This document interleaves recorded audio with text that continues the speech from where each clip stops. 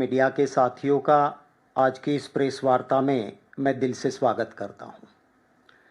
BJP का खेस पहनो, भाई मुक्त भ्रष्टाचार करो, और अगर भ्रष्टाचार करते करते गुनाह करते करते कहीं पकड़े गए तो भाजपा की सरकार है, हमारी सीबीआई है, हमारी पुलिस है, आपको हम मदद करेंगे ताकि आप जेल में नहीं रहोगे।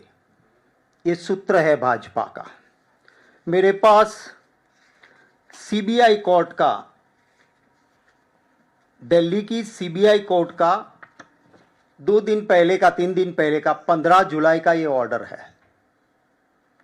मैं जब एलएलएम कर रहा था, मास्टर्स कर रहा था लॉ में, तब हमारे एक प्रोफेसर ने बहुत अच्छे से एक बात समझाई थी कि कानून की देवी जांच करने नहीं जाती है, कानून की देवी तो तराजू लेके खड़ी रहती है।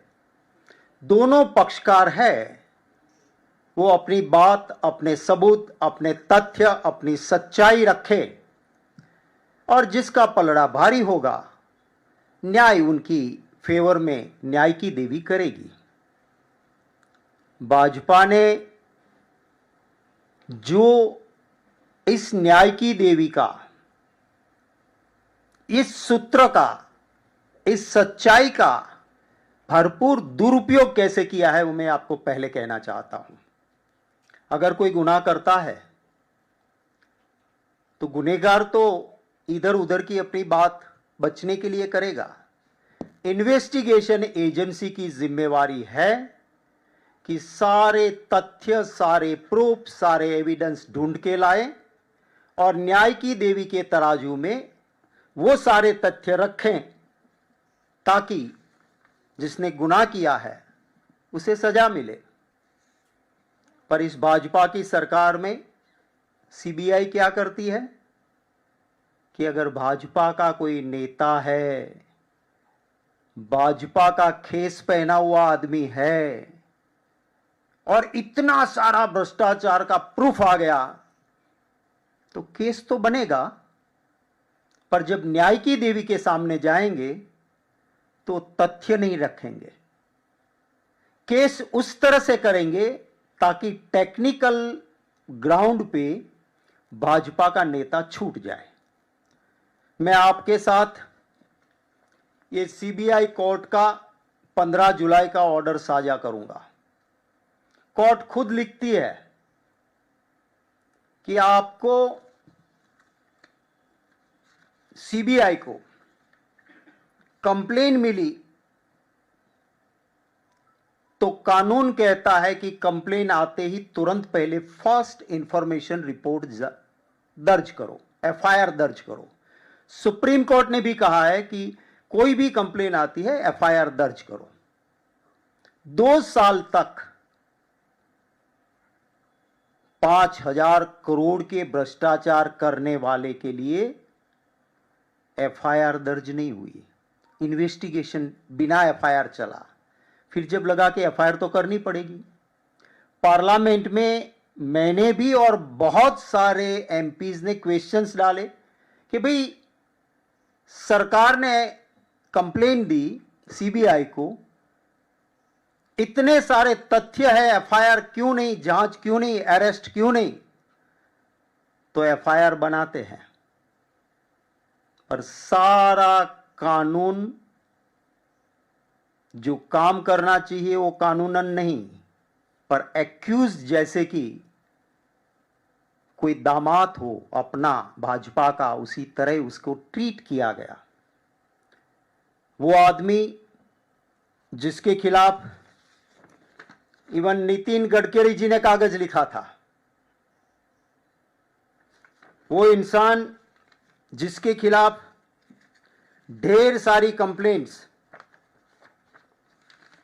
दर्ज हुई, मेरे पास कुछ ऑडियोज है, मैं आपको वो भी दिखाऊंगा, कुछ विजुअल्स भी दिखाऊंगा।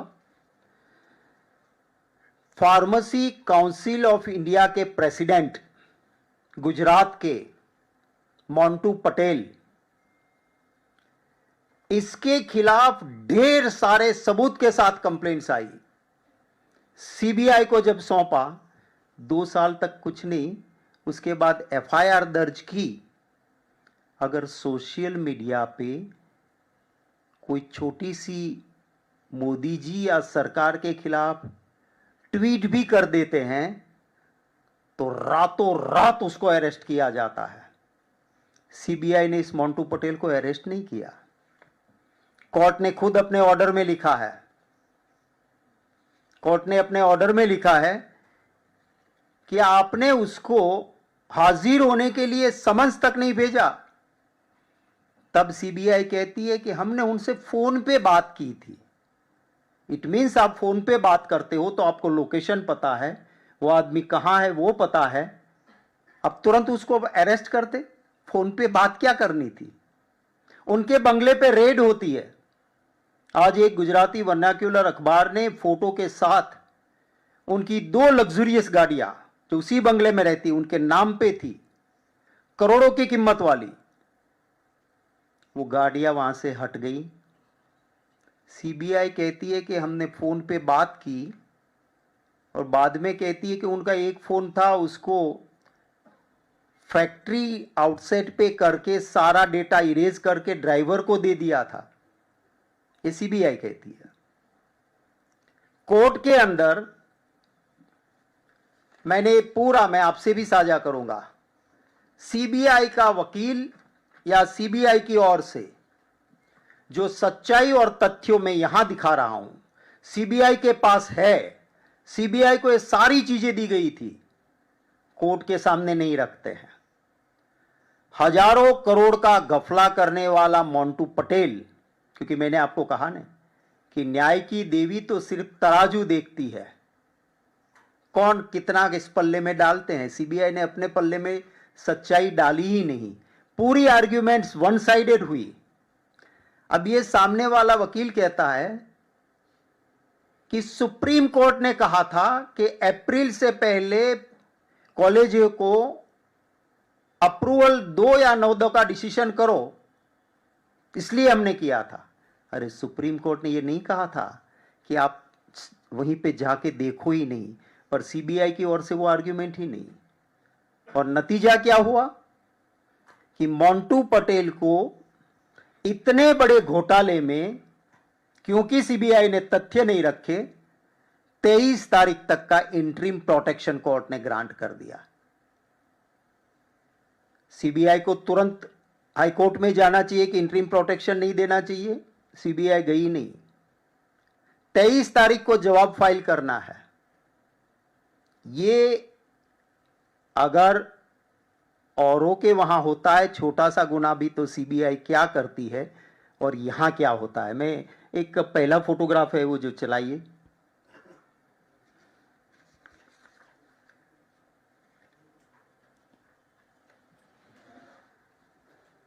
ये मोंटू पटेल है और आप देखिए बीजेपी का state incharge youth development cell, Bharatiya Janata party youth मोर्चा गुजरात, और फार्मेसी काउंसिल का चेयरमैन है। ये यूथ डेवलपमेंट करता है, करोड़ों रुपए कैसे कमाए जाते हैं भ्रष्टाचार से, वो भाजपा में युवाओं को सिखा रहा है। और क्योंकि ये बीजेपी से जुड़ा हुआ नेता है, सीबीआई इतने गंभीर आरोपों में इसके खिलाफ जो करना चाहिए वो नहीं कर रही है। मैं आपको एक चीज, क्योंकि क्या होता था यहां पे कि आपको फार्मेसी कॉलेज चाहिए तो उसके लिए प्रोसीजर होता है, वो प्रोसीजर को फॉलो नहीं करना है। 10 लाख से लेके 25 लाख तक आप पैसे दो, आज कैश दिया, कल आपको मंजूरी मिल गई। मैं धन्यवाद करता हूं, मैं आपको आगे दिखाऊंगा। कुछ अखबार ने इन्वेस्टिगेटिव जर्नलिज्म करके कहा कि इसको फार्मेसी काउंसिल ने मंजूरी दी है, उस जगह पे तो कुछ भी नहीं है। 20 किलोमीटर की दूर पे एक फार्मेसी कॉलेज का बोर्ड लगा है, ना बिल्डिंग है ना कुछ भी नहीं है। और ऐसी सैकड़ों कॉलेजें ये मंजूर करते हैं। मैं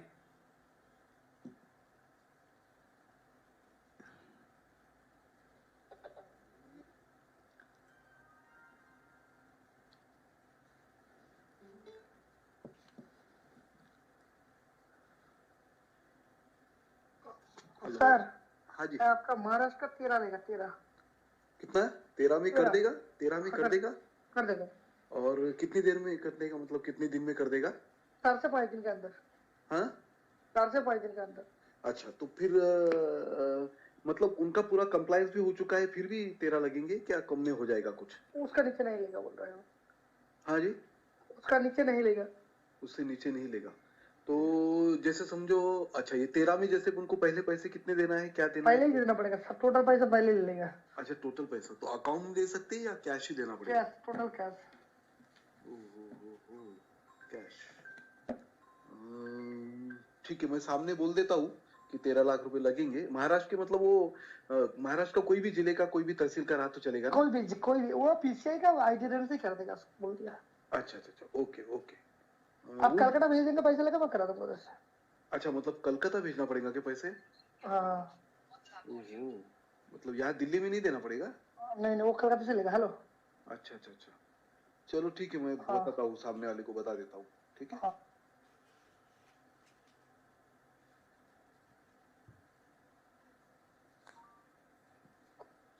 हेलो। हाँ सर। हाँ सर, हो गया आपका फाइनल? हाँ हो गया है, बोलिए। हाँ हो गया क्या? तो फिर हाँ जी। आपका कब मिल रहा है आपको परमिशन? मेरे को तो इस सैटरडे को सारे में मिल जाएगा। मतलब सभी कॉलेज या आपने एक ही सभी कॉलेज? अच्छा, सातों के सातों 10 के 10 कॉलेज दे दिया क्या आपने? हाँ। अरे वाह, मतलब उनको आपने 90 लाख में सौदा हुआ होगा फिर आपका। हाँ। अरे बाप रे, तो फिर कैसा आपने रिस्क लिया इतनी 90 लाख की? हाँ। ओहो, तो फिर मैं अभी आपका आने तक रुकूं या फिर मैं भी पहले लग जाऊं काम? वो लोग नहीं, वो नहीं, तुम उन लोग है, बोलिए। क्या बोले? मैं बोला मैं आपका सैंक्शन। अच्छा हाँ, मेरे पापा आ जाएगा, आप आ जाइए, इधर आ जाएंगे, पेमेंट कर देंगे, आपका भी हो जाएगा, ठीक है? अच्छा, तो मतलब अब दिल्ली में आ जाएंगे, आप कर देंगे आपका भी काम। अच्छा, दिल्ली तो उन्हीं के पास से संदीप सिंह से ही हुआ क्या सब आपका? 10 नहीं दूसरे मैं बोल दिया, आपको बोलूंगा, ठीक है? फोन में नहीं बोलूंगा, हो गया है, नाम नहीं बोलूंगा, हो गया है। हाँ, नहीं तो मुझे भी तो पता चले कि आप कहाँ कैसे कर रहे हैं। जैसे अभी सामने थे, हम सामने थे तो बात अलग थी जी। हम पीछे है तो फिर हमको भी तो पता चले कि बंदा जेन्युइन रहेगा नहीं रहेगा। जेन्युइन आप देंगे पे काम होगा, किसी घर जाएंगे ना 2 दिन रुक के। अच्छा, ओके ओके ओके। ऐसे बहुत सारे ऑडियो रिकॉर्डिंग है जिसमें ये सौदा होता है। फार्मेसी काउंसिल का चेयरमैन डायरेक्ट इन्वॉल्व है, उसके सारे प्रूफ हैं। ये सारी चीजें सीबीआई के पास है, ऐसा नहीं कि सीबीआई के पास नहीं है। 2 साल से जांच कर रहे हैं और कोर्ट के सामने कुछ भी नहीं रख रहे हैं। कोर्ट के सामने कर रहे हैं कि साहब ये 5,000 करोड़ का फिगर जो है वो अखबारों से हमने लिया है, हमें ज्ञान नहीं। ये सीबीआई कहती है। क्या कोई इंटेलिजेंट इन्वेस्टिगेशन एजेंसी या उसका वकील सरकार का, आप इस ऑर्डर को देखेंगे, एक चीज भी एक्यूज्ड के खिलाफ पावरफुली रखी नहीं गई ताकि उसको इंटरिम प्रोटेक्शन मिल जाए, एंटीसिपेटरी बेल मिल जाए। अब उसको 23 तारीख तक का इंटरिम प्रोटेक्शन दिया है और कोर्ट ने ये कोर्ट को भी शायद लगा ही होगा, तो कोर्ट ने कहा कि नहीं भी आप डिटेल्ड रिप्लाई 23 को फिर से हियरिंग करेंगे और तब तक आप सारे तथ्यों के साथ अपना रिप्लाई फाइल करो। अब सीबीआई इसी लिफाफोफी करके 23 तारीख को ऐसे ही चलेगी तो इतने करोड़ों का कौभांड करने वाले को बेल मिलेगा। मोदी जी से मेरा सवाल है, आप कहते हैं कि मैं खाता नहीं, खाने देता नहीं, और आपके बंदे करोड़ों से कम खाते नहीं। सच बोलने वाले को चैन की रोटी आप खाने देते नहीं। इसको अभी भी बीजेपी से निष्कासित नहीं किया गया, आप ख्याल रखिए। भाजपा का युवा मोर्चा का ये डेवलपमेंट कर रहा है और उसको अभी भी उसे निष्कासित नहीं किया गया है। यहां जो पीछे एक लगा हुआ है, उसने फार्मेसी काउंसिल के चेयरमैन ने पीएचडी की फर्जी डिग्री ले ली है।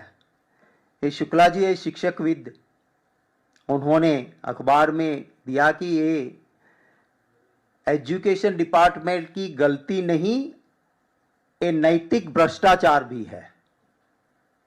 नेक्स्ट,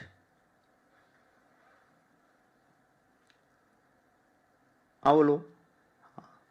ये 870 pharmacy college without physical checks 13 दिन में 870 कॉलेजेस एक भी जगह देखे बिना पैसा दो, अप्रूवल ले जाओ, कॉलेज है, बिल्डिंग है, स्टाफ है, नहीं है, कोई जरूरत नहीं। 13 दिन में 870। कहीं सुप्रीम कोर्ट ने ऐसा नहीं कहा है कि आप बिना देखे इसको कर दो। वो कहा ऑनलाइन हम अप्रूवल दे देते हैं, माने पैसा दो, पोर्टल पे कहो कि मेरी कॉलेज है, कोई देखने नहीं आएगा, फार्मेसी कॉलेज आपको मिल गई। और फिर आप फर्जी स्टूडेंट से पैसे लेके बिना कॉलेज चलाए उनको डिग्री दे दो। हमारे देश के नागरिकों के हेल्थ के साथ ये बड़ा खिलवाड़ है। जो कॉलेज में गया नहीं, जो पढ़ा नहीं, वो अगर फार्मासिस्ट बन के निकल गया, नागरिकों की हालत क्या होगी। और मोदी जी, मैं अभी उसकी एक स्पीच सुन रहा था थोड़े वक्त पहले कि उसमें तारीफ कर रहे हैं कि गुजरात मॉडल फार्मेसी का वर्ल्ड मॉडल बन गया कोरोना के बाद। भ्रष्टाचार का वर्ल्ड मॉडल बनाया मोदी जी आपने। ऐसे लोगों को आप अभी भी शील्ड कर रहे हो। आपकी सीबीआई, मेरा सीबीआई डायरेक्टर से भी प्रश्न है, आप देखते नहीं हो कि ऐसे ऑर्डर, इतने भ्रष्टाचारी का ऐसा सीबीआई कोर्ट ऑर्डर क्यों कर रही है, इंटरिम प्रोटेक्शन क्यों दे रही है? क्योंकि आपके इन्वेस्टिगेशन ऑफिसर, आपके वकील सच्चाई नहीं रख रहे कोर्ट के सामने। अब जैसा मैंने कहा, न्याय की देवी तो सिर्फ तराजू देखती है। आप एक तराजू में अपनी ओर से डालोगे ही नहीं तो दूसरा चोर उसका फायदा ले रहा है। तो ये नेक्स्ट फोटोग्राफ करो। एक जो गुजराती वाला था इससे पहले, इसमें वो एक गुजराती अखबार ने गाड़ियों के नंबर, कौन सा मॉडल और कितने करोड़ की है उसकी डिटेल, जो सीबीआई पहुंचती है बंगले में, तब तक बंगले में थी, सीबीआई आ रही है तो बंगले से गायब कर दी जाती है। माने सीबीआई ने बताया होगा ना कि हम आ रहे हैं, जरा ठीक ठाक सब कर लेना। तो ये है। नेक्स्ट,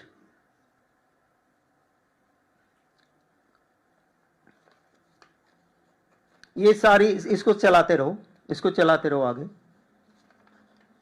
आगे और चलाते रहो। ये सारे डॉक्यूमेंट्स गुजराती में जो इन्होंने लैंड और प्रॉपर्टी परचेज की है मोंटू पटेल ने, विच runs in crores of rupees, 1,51,00,000 है। ये इनकी गाड़ियां हैं, लग्जूरियस गाड़ियां, ये उनकी फैमिली है। उनकी वाइफ के नाम पे भी बहुत प्रॉपर्टी है।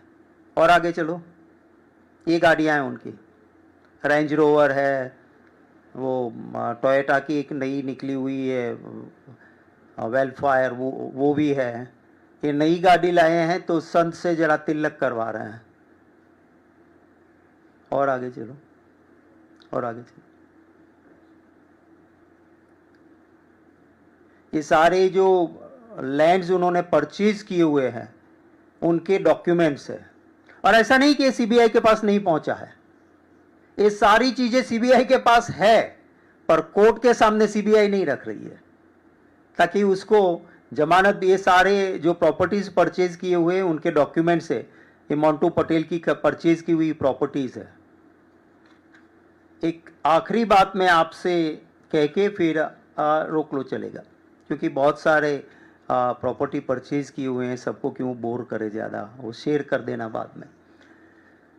तो ये मोंटू पटेल जो है, फार्मेसी काउंसिल में ऐसा होता है कि स्टेट काउंसिल से नुमाइंदे चुन के सेंट्रल काउंसिल में आते हैं। 2013 में मोंटू पटेल गुजरात से फार्मेसी काउंसिल में चुनाव जीत के वहाँ से दिल्ली में सेंट्रल फार्मेसी काउंसिल माने फार्मेसी काउंसिल ऑफ इंडिया में वो आए। यहाँ आने के बाद उन्होंने ये दुकान शुरू की। फार्मेसी में अच्छे लोग जो है वो सारे नाराज हुए कि भाई ये तो लूट चल रही है और हमारे प्रोफेशन को भी ये बदनाम कर रहे हैं। तो नेक्स्ट चुनाव जब आया गुजरात का, जब ये खुद यहाँ पे चेयरमैन थे, तो वहाँ चुनाव आया तो अराउंड 55,000 वोटर है गुजरात में फार्मेसी के लिए। स्टेट काउंसिल में इनको सिर्फ 435 वोट मिले, डिपॉजिट गई और वो चुनाव हार गया। स्टेट काउंसिल में से चुनाव हार गया तो यहां तो फिर चेयरमैन रह नहीं सकता है। काउंसिल में रूल ये है कि आप जिस स्टेट में रहते हो, जहां आपका बिजनेस है, वहीं से आप आ सकते हो।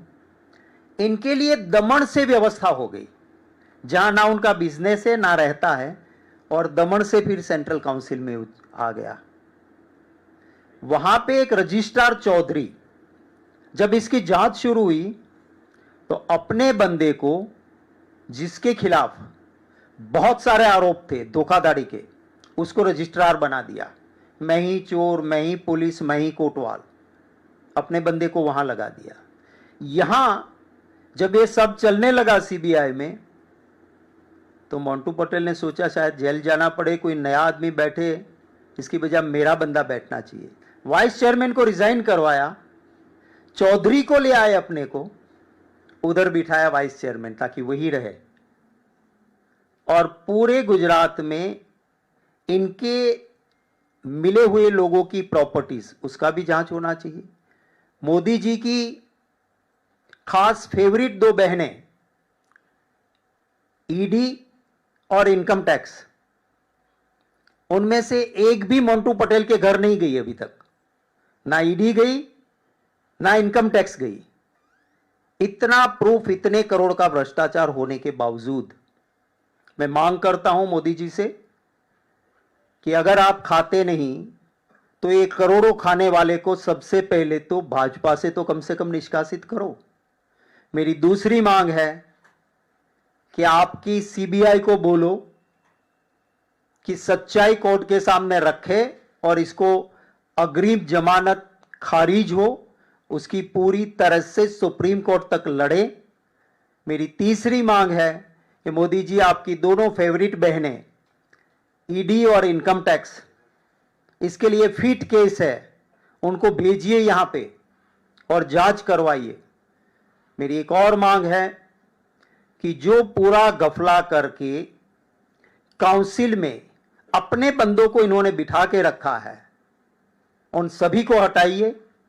काउंसिल को किसी एक सुप्रीम कोर्ट या हाई कोर्ट के रिटायर्ड जज के नीचे सौंप दीजिए।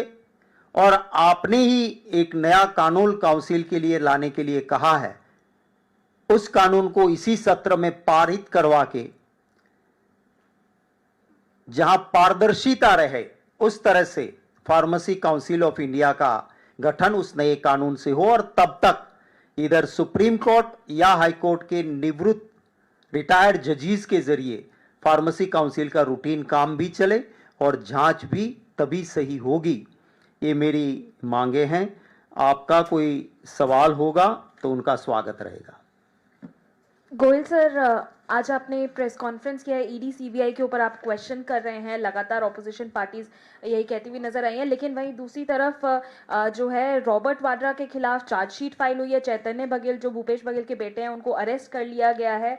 इसको पॉलिटिकल वेंडेटा कई नेता बोल रहे हैं, आपकी इस पे क्या राय है? देखिए, आज मोदी जी की सरकार को 11 साल हुए। चुनाव से पहले से इनके खिलाफ बहुत बोल बोल करते थे। 11 साल तक इनको कुछ नहीं मिला। आपको याद होगा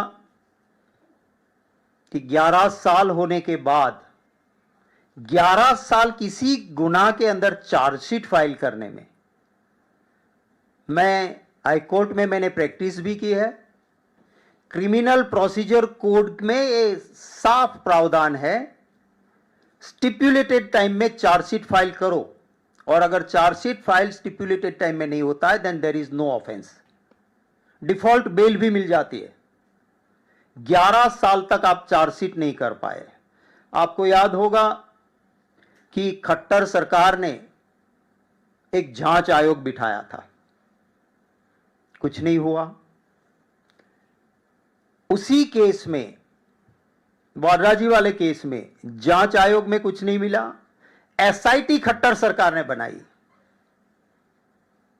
वहां पर भी भाजपा की सरकार, यहां पर भी भाजपा की सरकार। उस एसआईटी ने कुछ भी गलत नहीं पाया, एसआईटी ने रिपोर्ट पेश कर दी कि कुछ नहीं है, इस केस में दम नहीं है। उसके बाद एसआईटी का पुनर्गठन हुआ। ऐसा क्या हो सकता है? दोबारा पुनर्गठन हुआ, कुछ भी नहीं। ये मेन केस के अंदर कुछ नहीं मिला। देश देख रहा है ये सब कुछ।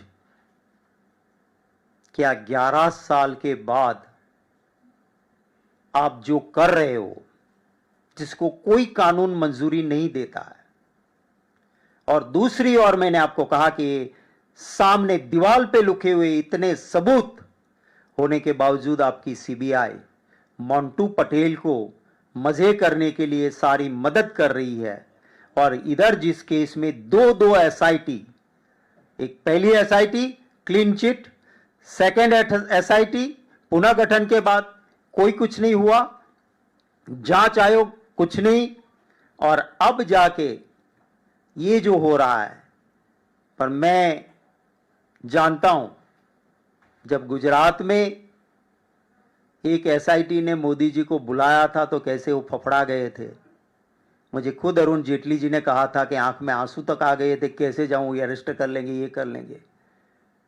ये गांधी फैमिली है, ना डरे हैं ना डरेंगे, लड़ेंगे, झुकेंगे नहीं।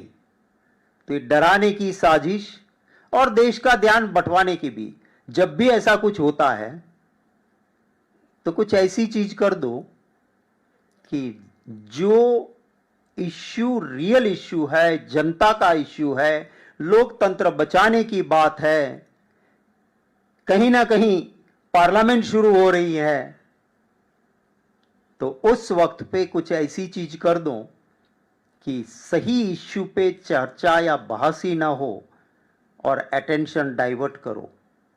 पॉलिटिकल वेंडेटा, डराने की कोशिश, पर इसमें कामयाब वो नहीं होंगे। जितना ये करेंगे, ज्यादा प्यार और आशीर्वाद इस देश की जनता का गांधी परिवार और कांग्रेस की ओर बढ़ेगा।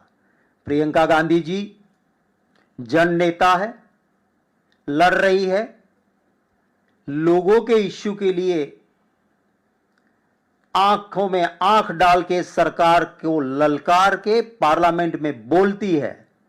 राहुल गांधी जी जनता के इश्यू के लिए सड़क से लेकर संसद तक लड़ते हैं और इनसे ये डरते हैं, इसलिए ये सारी बातें हो रही हैं जिसमें कोई दम नहीं है।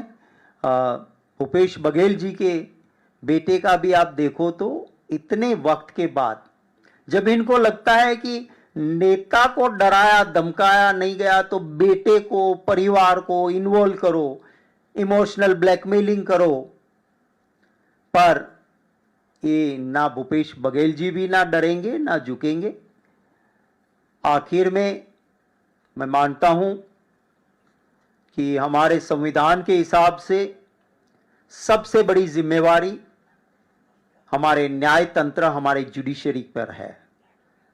संविधान बना, उस बहस में भी ये कहा गया कि एग्जीक्यूटिव तो मिसयूज करने की कोशिश कर सकता है, but it is the duty of judiciary कि ऐसी मनमानी ना हो, और इसीलिए इंडिपेंडेंस ऑफ जुडिशरी की बात की गई है। अभी हमारे एक बहुत सीनियर लॉयर दुष्यंत जी ने जो बात की है वो सबके लिए बहुत बहुत ही मायना रखती है। मुझे ज़रूर उम्मीद है कि हमारी जुडिशरी भी, पास्ट का इतिहास भी है कि वो मौके पे खड़ी हुई है और अपने संविधान और सच्चाई की रक्षा की है, तो वही यहाँ पर भी हो, ऐसी उम्मीद मैं ज़रूर रखता हूँ। सर सॉरी, वहाँ जाके आता हूँ। हाँ, अभी कुछ दिन बाद इंडिया गठबंधन की बैठक होनी है और लोकसभा के बाद पहली बार ये इंडिया गठबंधन की बैठक हो रही है, लेकिन उसके पहले ही आम आदमी पार्टी ने इंडिया गठबंधन से किनारा कर लिया। उन्होंने आधिकारिक तौर पे कहा है कि अब हम इंडिया ब्लॉक का हिस्सा नहीं है, ये अलायंस सिर्फ लोकसभा चुनाव तक के लिए था। इस पूरे बयान को आप कैसे देखते हैं? दूसरा, उनका ये भी तर्क है कि कांग्रेस की लीडरशिप वाली किसी अलायंस का हिस्सा वो नहीं रहेंगे। देखिए, इंडिया गठबंधन के बारे में आप जो डेवलपमेंट कह रहे हो उसका पूरा संज्ञान मेरे पास नहीं है, इसलिए मैं इसके ऊपर टिप्पणी नहीं करूंगा। अगर वक्त आने पर हमारे जो ऑथोराइज लोग हैं, जयराम रमेश जी या वो जिनको कहेंगे, वो आपको ज़रूर इस मुद्दे पे ब्रीफ करेंगे। अभी इसके ऊपर मुझे नहीं लगता है कि मैं कमेंट इस पे कर सकता हूँ। जी। शक्ति सिंह जी, आपने जैसा कि कहा कि जितनी भी एजेंसी है they are dancing on the tune of Narendra Modi ji, ठीक है। कोर्ट कुछ कहता है, एजेंसी उसके उलट काम करती है, ठीक है। आपका ये भी आरोप है कि अलग अलग स्टेट में जो इलेक्शंस होते हैं तो किस तरह से वो वोट्स चोरी कर लेते हैं, किस तरह से वो वोटर्स की संख्या कहीं बढ़ा देते हैं, कहीं किसी की घटा देते हैं, ये सब सारी चीज़ है।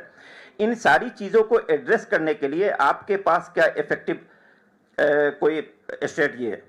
देखिए, पहली बात तो ये है कि चुनाव आयोग एक कॉन्स्टिट्यूशनल इंस्टीट्यूट है। आज़ादी के बाद हमारे देश के लोकतंत्र की बहुत बड़ी इज्जत पूरी दुनिया में हुई। कभी भी चुनाव आयोग पे किसी को शक नहीं हुआ। आपने देखा होगा कि शशांक जी जैसे चुनाव आयोग में थे और पार्टी इन पावर को सबसे ज़्यादा प्रॉब्लम खड़ी करते थे। ये इसलिए होता था कि चुनाव आयोग का गठन करने वाले 3 लोग रहते थे। एक पार्टी इन पावर का लीडर माने प्राइम मिनिस्टर, एक ऑपोजिशन पार्टी का लीडर माने ऑपोजिशन का, दो अलग अलग वॉइस हो गई, और एक इंडिपेंडेंट वॉइस रहती थी चीफ जस्टिस ऑफ इंडिया की। तो बहुमत सच्चाई के साथ होता था क्योंकि तीसरा चीफ जस्टिस ऑफ इंडिया रहते थे। अब सुप्रीम कोर्ट के चीफ जस्टिस को कॉलेजियम से निकाल दिया। अगर मोदी जी को कोई धांधली नहीं करनी है तो सीजीआई पे क्यों शक करते हो आप, चीफ जस्टिस ऑफ इंडिया के ऊपर?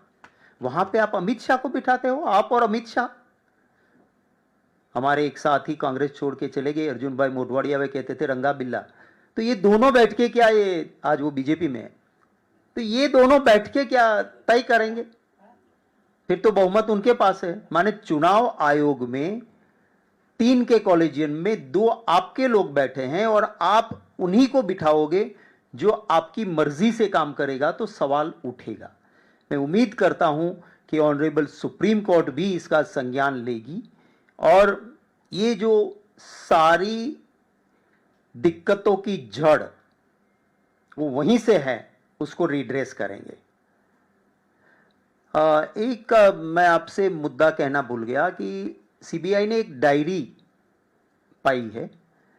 उस पर्सनल डायरी में किससे कितना पैसा लिया और किसको दिया है, और मोंटू पटेल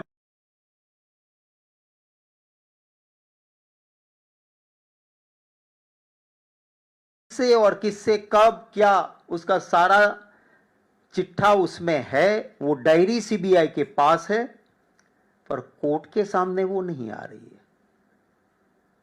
तो ये हकीकत भी ये सच्चाई है। जनता की अदालत में हम ये सच्चाई आपके जरिए रख रहे हैं। मिनिस्टर थे तो एमसीआई के चेयरमैन थे केतन देसाई, और वो रंगे हाथ पकड़े गए थे। ये फार्मेसी काउंसिल है, यहाँ भी वो आपका गुजरात मॉडल जो है वही है। नहीं, ये गुजरात मॉडल नहीं है, मोदी मॉडल है। गुजरात तो गांधी का मॉडल था, गुजरात माने गांधी का मॉडल, गुजरात गांधी जी का। हाँ, तो आप क्या कहना चाहते हैं? तो वो मैं यही कहता हूं कि अगर सरकार सही है तो इतने सारे रुपये में अगर कांग्रेस की सरकार के वक्त कोई पकड़े जाते थे, इतना ऑडियो है, डायरी है, इतनी कंप्लेंट्स है, नितिन गडकरी जी भी कंप्लेंट्स लिख के भेजते हैं, और फिर भी सीबीआई जो है वो तथ्य नहीं रखती है, ना कोई रंगे हाथ पकड़ने की कोशिश होती है, ना कोई काम होता है। इसीलिए है कि भाजपा का खेस पहनो, भय मुक्त भ्रष्टाचार करो, भय भी नहीं मत रखो, करो भ्रष्टाचार, और खुदा न खास्ता पकड़े गए तो हम देख लेंगे कि आपको कोर्ट से भी कुछ नहीं होगा, क्योंकि कोर्ट में हम आपके खिलाफ पूरे तथ्य रखेंगे नहीं, आपको मिल जाएगा। आपको याद होगा मैंने एक प्रेस कॉन्फ्रेंस वो 24 अकबर रोड से की थी। एक स्कूल की छोटी बच्ची, उसको प्रिंसिपल गाड़ी में लेके जाता है, उसको रेप करने की कोशिश करता है, बच्ची चिल्लाने लगती तो उसका गला घोंट के मार देता है, पर क्योंकि वो बीजेपी की विचारधारा का था।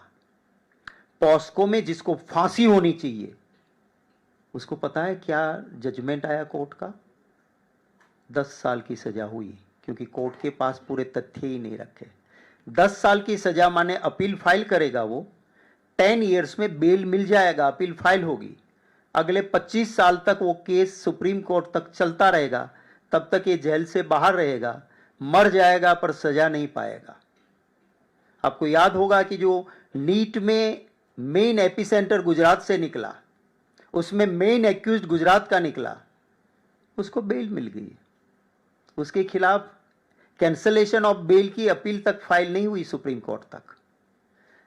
तो ये उनके चट्टे बट्टे करते भी है, जब पकड़े भी जाते हैं तो उनको छोड़ दिया जाता है, और जिसके खिलाफ कुछ भी नहीं है, कुछ तथ्य नहीं जिन बातों में, 11 साल तक जिसका एक छोटा सा भी सबूत नहीं निकाल पाए आप, 2 एसआईटी कुछ नहीं कर पाई, उसके बाद 11 साल के बाद चार्जशीट फाइल करके, क्योंकि वो गांधी परिवार से जुड़े हैं, आप परेशान करने की कोशिश करते हो।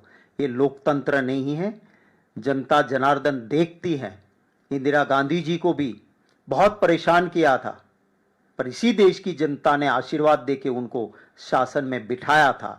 जितना ज्यादा करेंगे, लोगों का आशीर्वाद कांग्रेस को और ज्यादा मिलेगा, गांधी परिवार को और ज्यादा मिलेगा। Thank you.